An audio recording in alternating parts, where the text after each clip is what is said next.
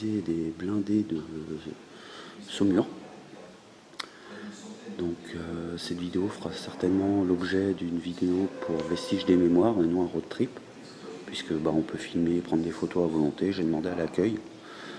Donc je vous propose de nous accompagner aujourd'hui dans cette petite balade dans ce musée, qui est un des plus beaux de France, pour découvrir les blindés de la Première et de la Seconde Guerre mondiale.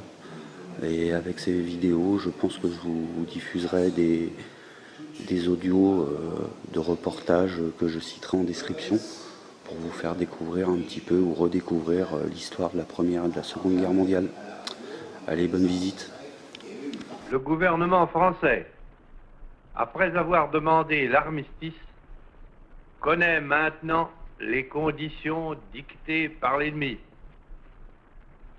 Il résulte de ces conditions que les forces françaises de terre, de mer et de l'air seraient entièrement démobilisées, que nos armes seraient livrées, que le territoire français serait totalement occupé et que le gouvernement français tomberait sous la dépendance de l'Allemagne et de l'Italie.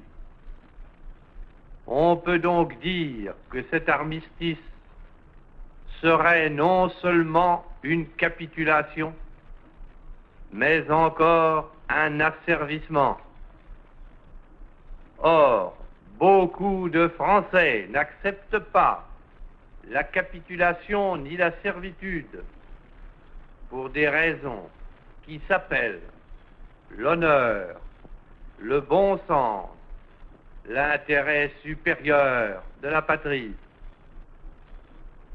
Je dis l'honneur, car la France s'est engagée à ne déposer les armes que d'accord avec ses alliés. Tant que ses alliés continuent la guerre, son gouvernement n'a pas le droit de se rendre à l'ennemi.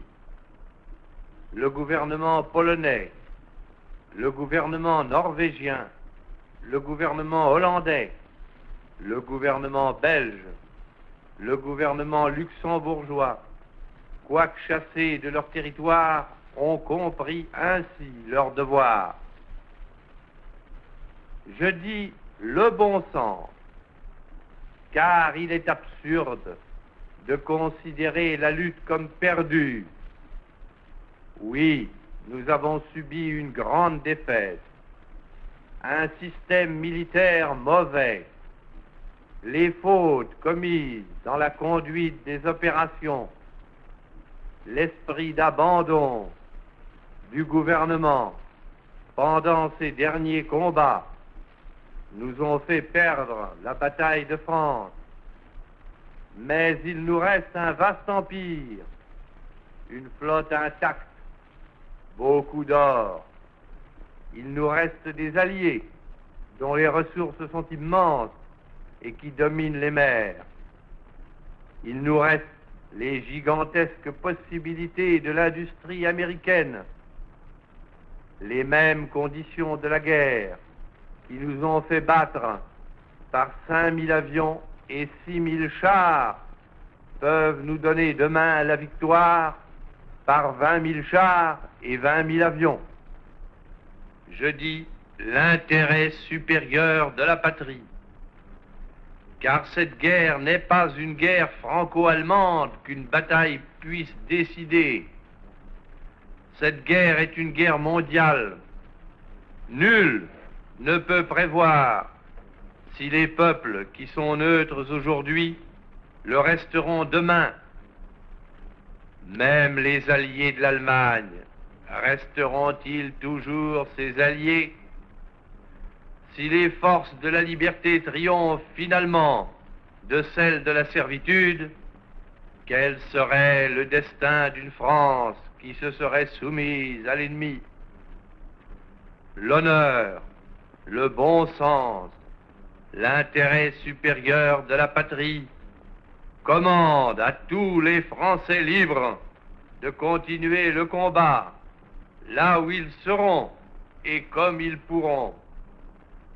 Il est par conséquent nécessaire de grouper partout où cela se peut une force française aussi grande que possible. Tout ce qui peut être réuni en fait d'éléments militaires français et de capacités françaises de production d'armement doit être organisé partout où il y en a. Moi, général de Gaulle, j'entreprends ici, en Angleterre, cette tâche nationale. J'invite tous les militaires français des armées de terre, de mer et de l'air. J'invite les ingénieurs et les ouvriers français spécialistes de l'armement qui se trouvent en territoire britannique ou qui pourraient y parvenir à se réunir à moi. J'invite les chefs, les soldats, les marins, les aviateurs des forces françaises de terre, de mer, de l'air, où qu'ils se trouvent actuellement, à se mettre en rapport avec moi. J'invite tous les Français qui veulent rester libres à m'écouter et à me suivre. Vive la France, libre dans l'honneur et dans l'indépendance.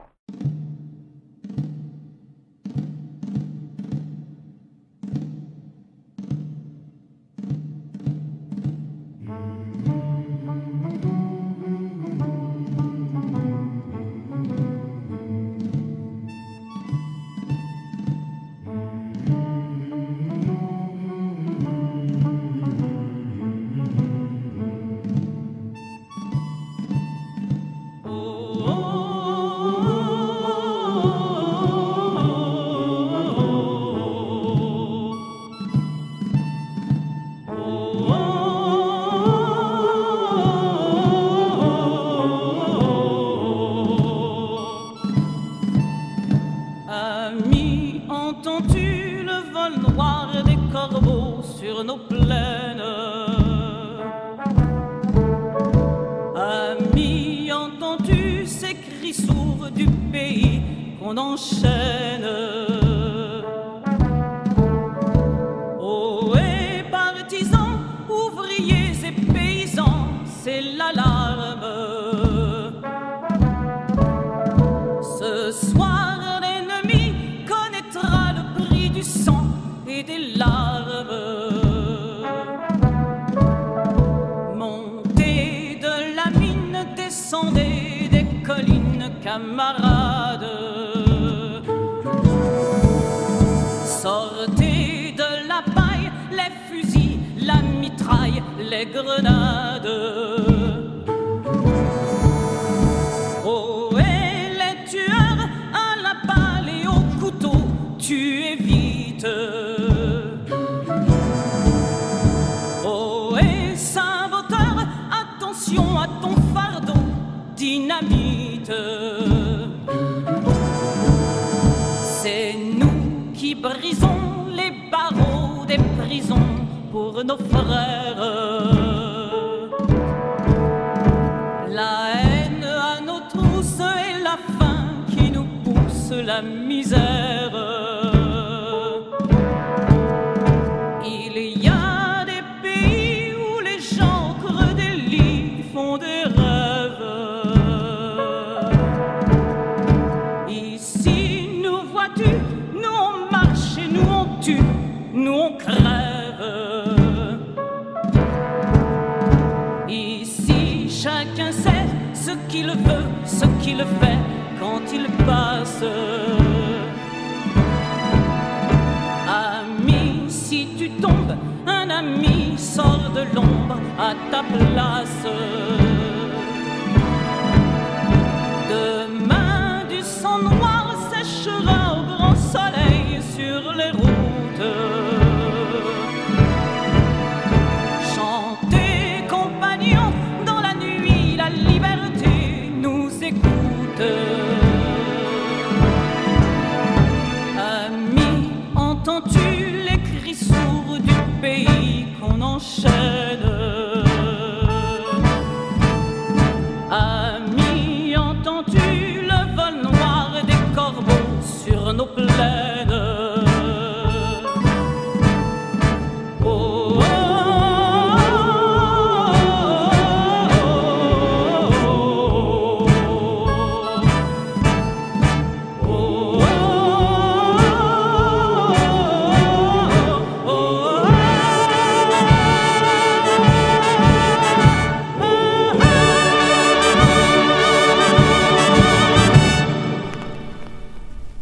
Obstürmt oder steigt und die Sonne uns sagt, der Tag glühend weiß oder eiskalt die Nacht.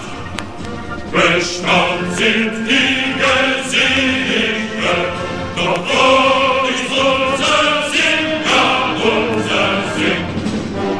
Es braucht unser Tanzen im Schuldwind dahin, ob stürmt oder schneit und die Sonne uns lacht. Der Tag glühend weiß oder eiskalt die Nacht. Bestaunt sind die Gesichter, doch wo ist unser Sinn, ja unser Sinn. Es braucht unser Tanzen den Sturmwind dahin, ob stürmt oder scheint und die Sonne uns sagt, der Tag glühend heiß oder eiskalt die Nacht. Bestaunt sind die Gesichter, doch wo ist unser Sinn, ja unser Sinn. Es braucht unser Tanzen im Sturmwind dahin, ob stürmt oder schneit und die Sonne uns lacht. Der Tag glühend heiß oder eiskalt die Nacht. Bestaunt sind die Gesichter, doch wo ist unser Sinn, ja unser Sinn. Es braucht unser Tanzen im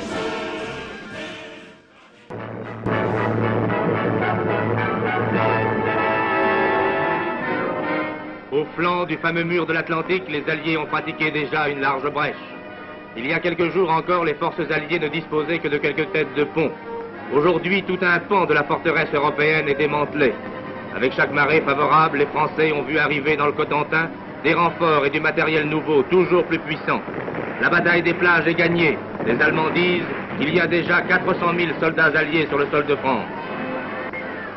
L'ennemi a essayé de résister de toutes ses forces. Mais l'attaque a été menée à fond et bientôt les forces de la libération prenaient contact avec le peuple de France. Pourtant, avant que les Allemands ne soient chassés de leurs défenses extérieures, les soldats alliés sont tombés au moment même où ils débarquaient. D'ailleurs, le temps lui-même a été souvent défavorable. Un fort vent d'ouest creusait la mer.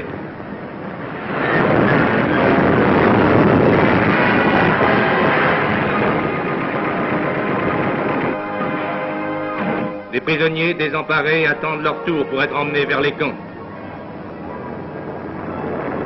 L'intervention magnifique des forces aériennes appuyant l'action des forces terrestres a pratiquement empêché l'ennemi de concentrer ses renforts.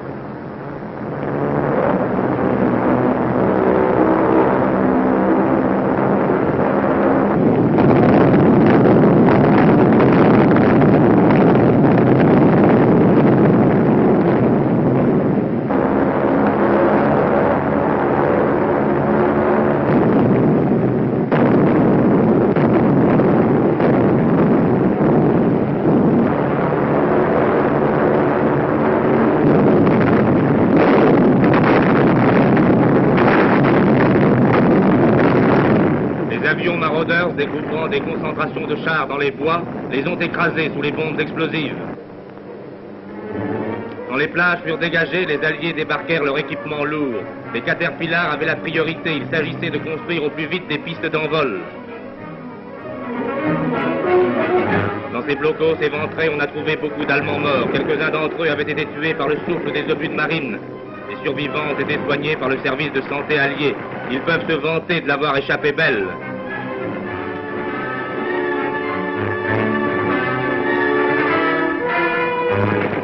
Pied à pied, les soldats alliés ont progressé vers les villages et les petites villes.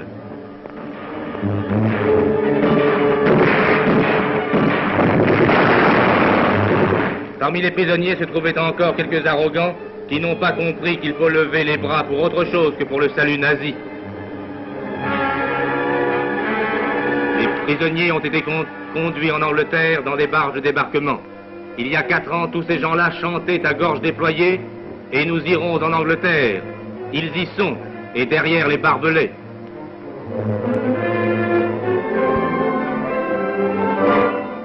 Cependant, Rome est aux mains des Alliés après la brillante victoire du général Alexander. Le général américain Clark regarde ses hommes entrant dans la capitale italienne. Les soldats alliés ont pu se rendre compte des formidables ravages causés aux gares de triage par les bombardiers lourds. D'autres gares italiennes avaient déjà été détruites sans espoir de reconstruction depuis des mois. C'est ainsi que l'aviation de bombardement alliée désorganise les voies de communication de l'ennemi et prépare les victoires des troupes terrestres.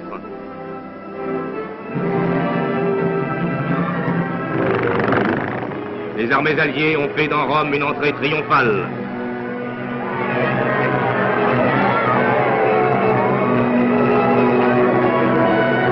Après 20 ans de canaillerie mussolinienne, les Romains ont l'air enchantés de leur nouveau sort.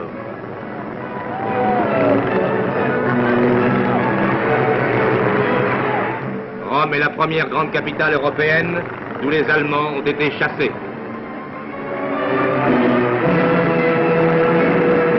Le drapeau britannique qui flotte sur un immeuble de Rome symbolise l'occupation de la capitale italienne par les Alliés. Et voilà le fameux balcon du palais de Venise où le César de Carnaval avait coutume de hurler et de se faire acclamer par la foule. Une bombe vient d'être lancée dans l'ancien quartier général allemand. La foule avait découvert que des Kisling s'y cachaient.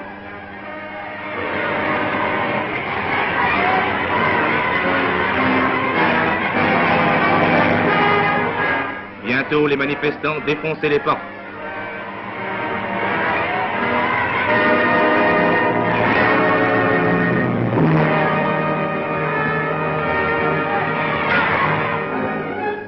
Les chefs militaires alliés font leur entrée dans Rome. Près du général américain Clark se trouve le commandant en chef français, le général Juin, dont les soldats ont contribué d'une façon si décisive à la victoire commune.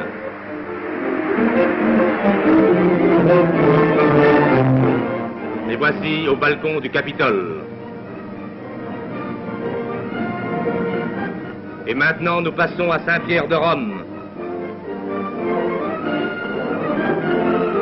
500 000 Romains sont rassemblés devant la colonnade du Bernin.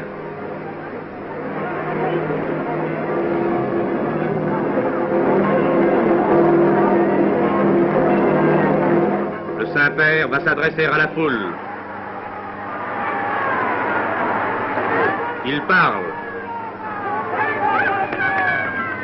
Ieri ancora trepidante per la vita dei suoi figli e delle sue figlie, per la sorte di incomparabili tesori di religione e di cultura, con dinanzi agli occhi lo spettro terrificante. Le pape dit, rendons grâce à Dieu qui a épargné à Rome les horreurs de la guerre. Guarda oggi con nuova speranza e con rinnovata fiducia alla sua salvezza.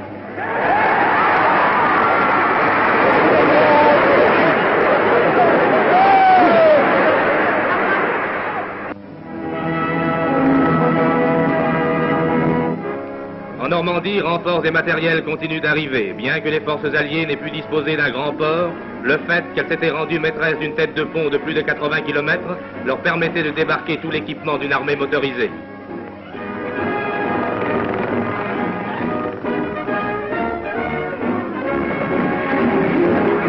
Et l'avance alliée rapproche les troupes de Cherbourg. Bien que la ville ne soit pas encore directement menacée, les Allemands ne peuvent plus dissimuler que les Alliés sont solidement établis sur le sol de France. Des coups directs ont mis hors d'action de nombreux chars allemands.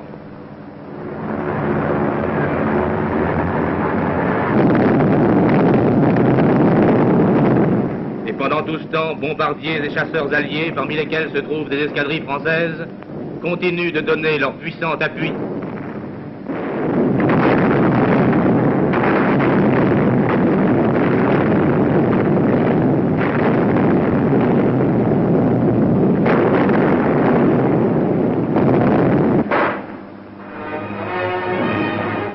Partout, les soldats alliés sont reçus comme des amis par les Français qui ont conscience d'être toujours restés dans la guerre malgré Vichy et l'armistice.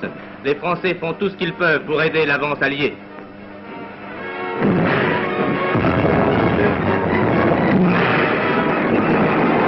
L'offensive n'a jamais été facile. Si l'ennemi n'a pu utiliser tout de suite ses forces blindées, il possède tout de même plus d'un quart de million d'hommes dans le Cotentin. Quelques jours après les premiers débarquements, les Alliés avaient déjà fait 10 000 prisonniers, dont les qualités combattantes de la vie des vétérans de la 8e armée ne sauraient se comparer à celles des soldats de Rommel en Libye. De dures batailles devront encore être livrées, mais l'armée allemande se bat depuis plus de 4 ans, et elle a été terriblement affaiblie par la succession des défaites de Russie. Du côté allié, par contre, les troupes utilisées sont des troupes fraîches. À bord du navire Quartier Général, le commandant suprême, accompagné par l'amiral anglais Ramsay, inspecte la côte.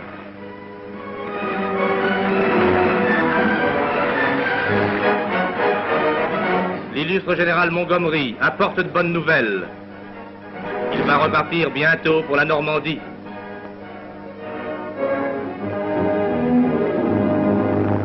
C'est là que quelques heures plus tard, le général de Gaulle, chef du gouvernement provisoire de la République française, allait revenir en France. La France qui, sous son inspiration, depuis 4 ans, n'a jamais cessé de lutter aux côtés de ses alliés.